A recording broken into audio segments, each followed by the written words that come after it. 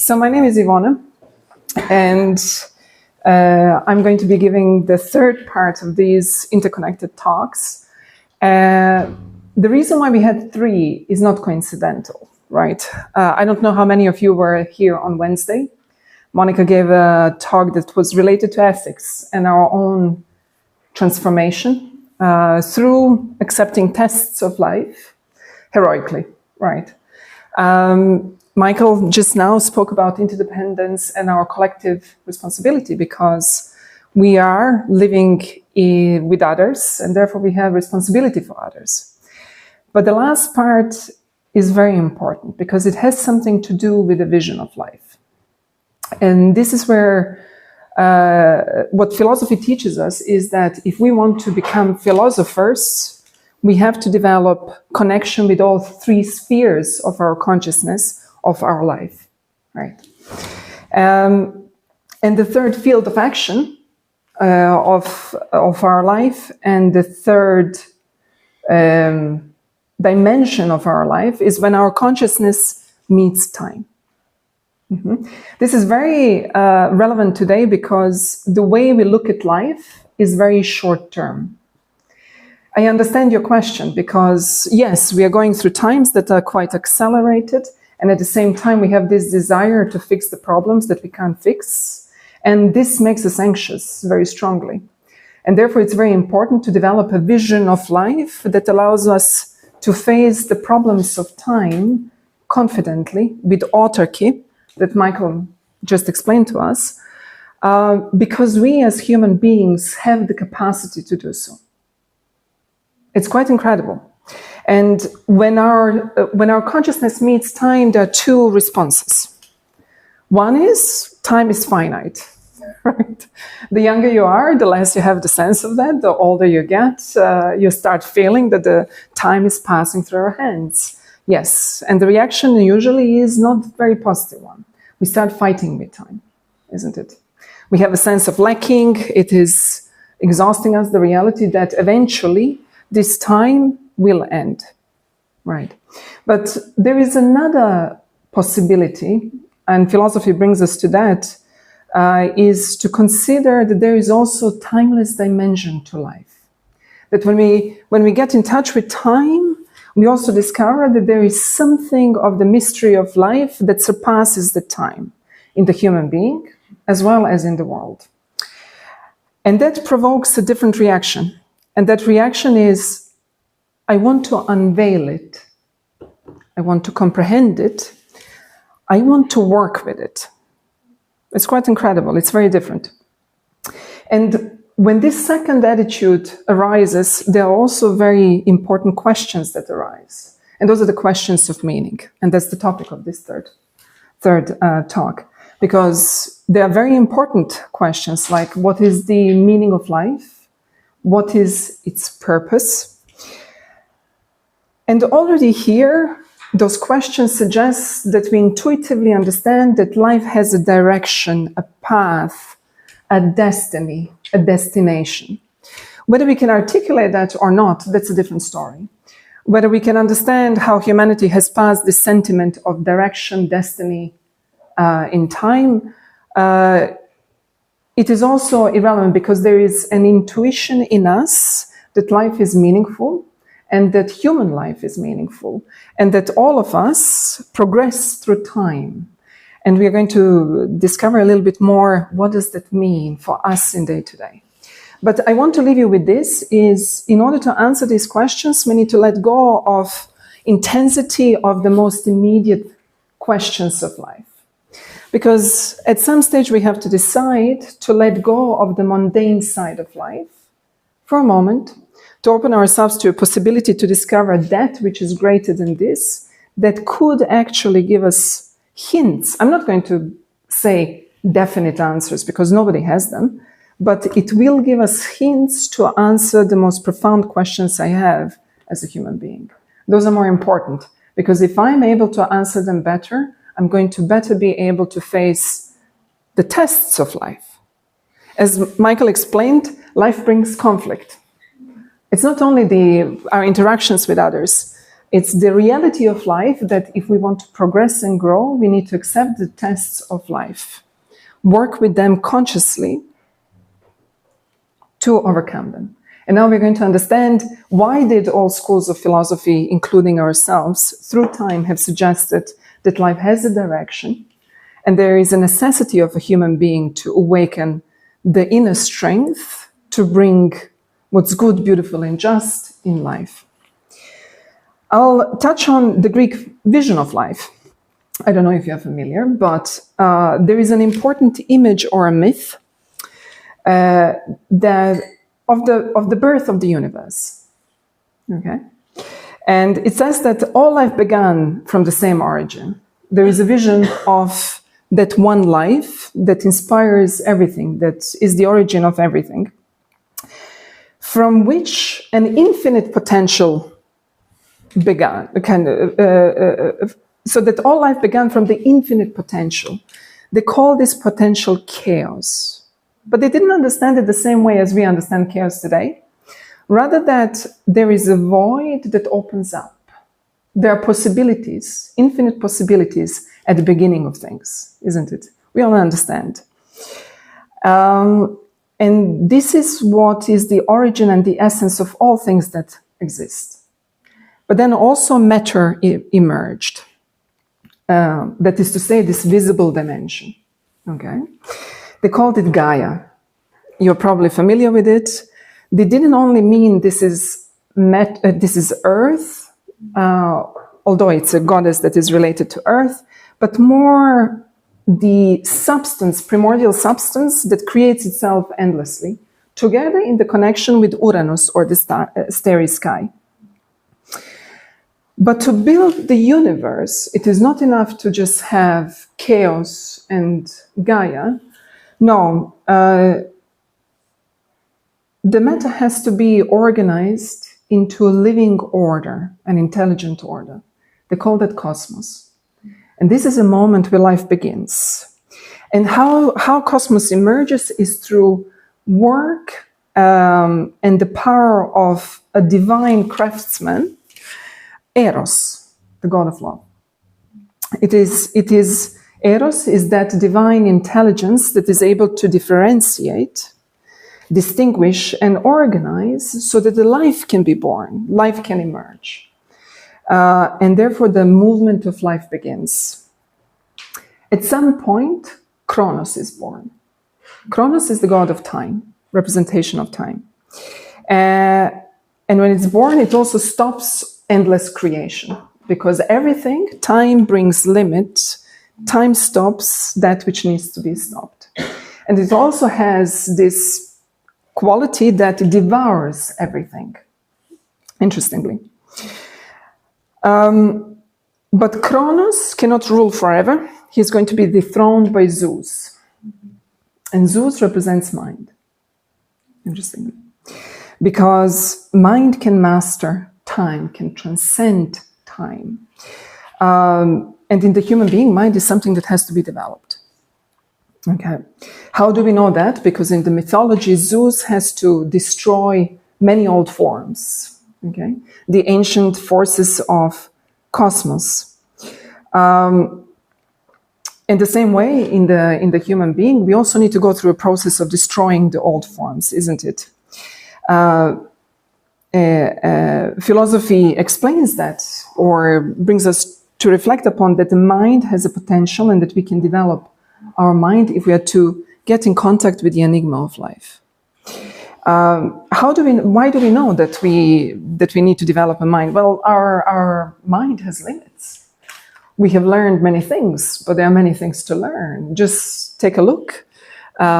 We still have wars. We didn't learn much. We have homelessness. We also have world hunger. So we can recognize that there is more to develop. But because mind can transcend time, can connect with that timeless vision of life, it can also, we can also say that we can build future through time with a vision of life, isn't it?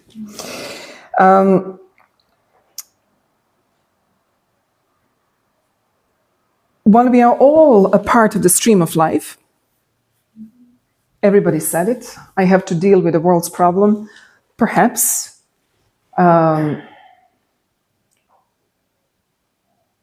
it doesn't mean that we have to aimlessly drift through life.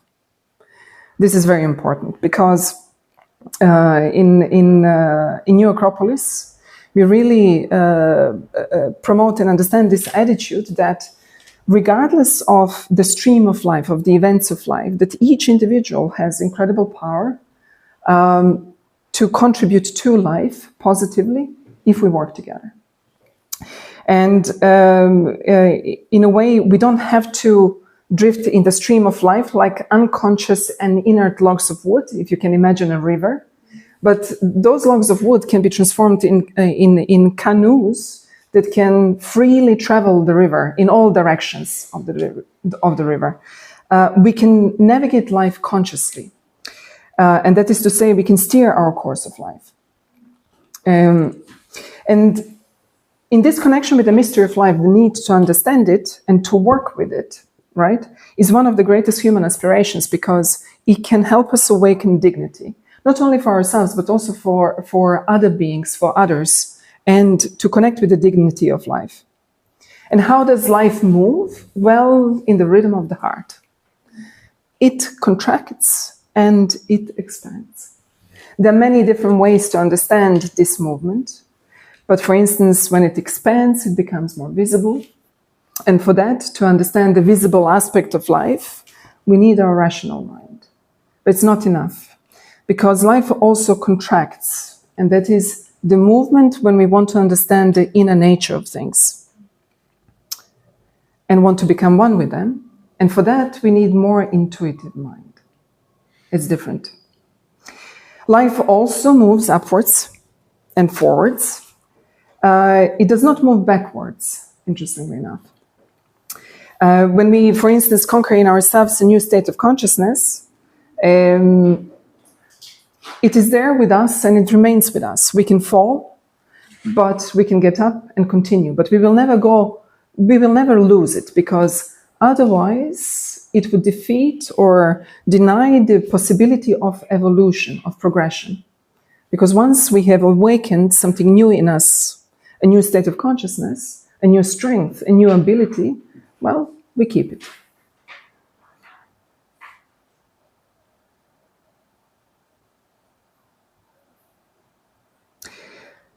And if life evolves, which is what all traditions suggest, and we tend to agree and see it the same way, and if it moves towards evolution, if that's the direction of life, then also the human being moves towards that evolution. But the question is of what? And what they all suggest is that of consciousness. That in reality, the life brings us towards those experiences, if we embrace them, is to become more conscious individuals who are capable of interdependence and who are capable to become protagonists of time. Because as you have all recognized, it's not so simple, but it's also not so difficult to be able to become a protagonist of time.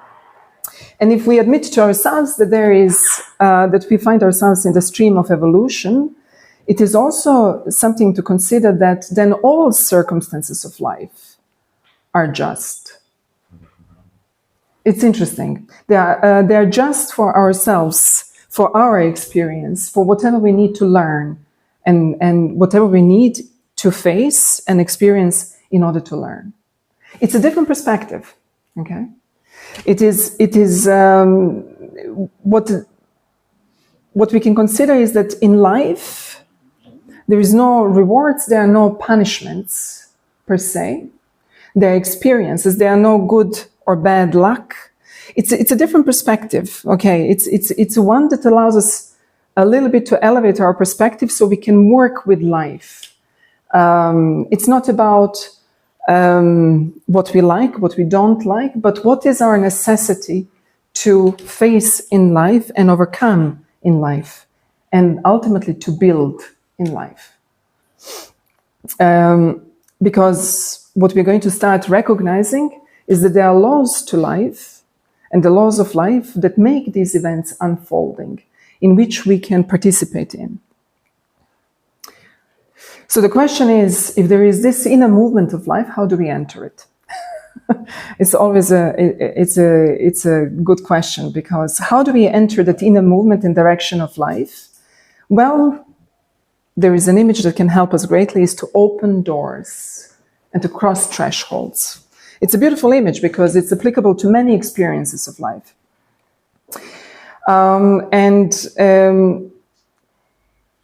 Here, very specifically, is to open the doors and cross the thresholds of what we know, of our consciousness as well. And whatever brings us to this need to cross the threshold, whatever the driving force is, the more important is to understand that there is, for any threshold to be crossed, for any new territory to be conquered, for any new skill, any new way of thinking, of living, etc., to make this first step, we need courage. And we come back again to the practice of the moral strengths that bring us forward. Because whatever is new that we are embracing is, we need to open our heart, as Michael has said, without rational defenses. It is to really engage with life. We need an open heart. We need courage to move forward. It's very important, because we don't use enough our courage in the face of life. Yeah. We hesitate to connect and express the best in us, but we don't have to. Because if we want to progress, become stronger, and enter into the path of evolution of life, well, then we need courage. And courage is an outcome of love. It is also to learn how to love. And why should we, or why would we like to open the new doors, the new thresholds, is so that we are better able to serve humanity, that we are better able to be there for others, for life itself, to be better able to be ourselves, autonomous, generous. And that purity of intention also implies that we have generosity. And generosity is, again, something that is born of love and our ability to be free. Okay. So, this is what I prepared as an inspiration for a dialogue, but I wanted to give you just a couple of more hints that you, if you want to choose to develop in the dialogue, it can become a useful roadmap. And the question is, how do we build future, right? That's going to be one of the questions. And consider in this that the great role the past plays, but the past from which we learn, with which we are at ease with, okay? We are able to extract our experiences consciously. We have learned, and therefore we can let it rest. It's fine.